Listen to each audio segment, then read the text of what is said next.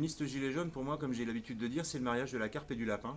Parce que quand on parle de l'Europe, on parle de la question, on parle également de la question migratoire, on parle de la place de la France dans l'Europe, ce que j'appelle les parties communes, comme je disais tout à l'heure. Et donc, clairement, ce sont des sujets qui sont extrêmement clivants et qui ne peuvent pas faire l'unanimité sur un rond-point. Le pouvoir d'achat, évidemment, fait l'unanimité. La baisse du carburant fait l'unanimité sur un rond-point. Mais la question européenne ne fait pas l'unanimité au sein des Gilets jaunes.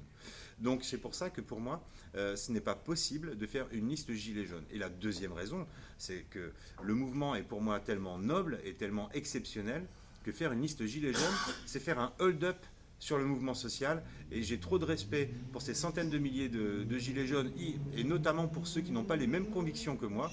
Je trouve que c'est voler le mouvement des Gilets jaunes. Et quand on met le mot jaune sur le nom d'une liste, ça me fait penser à la Corée du Nord, qui est obligée de rappeler qu'elle est démocratique et populaire pour faire croire que ce n'est pas une dictature. Voilà la réalité des choses. Donc moi je dis à Francis Lalanne, retournez chanter. Je dis à Christophe Chalençon, retourne dans ta forge. Et je dis aux autres, retournez sur les ronds-points ou agissez avec des listes qui sont véritablement en capacité de bloquer Emmanuel Macron.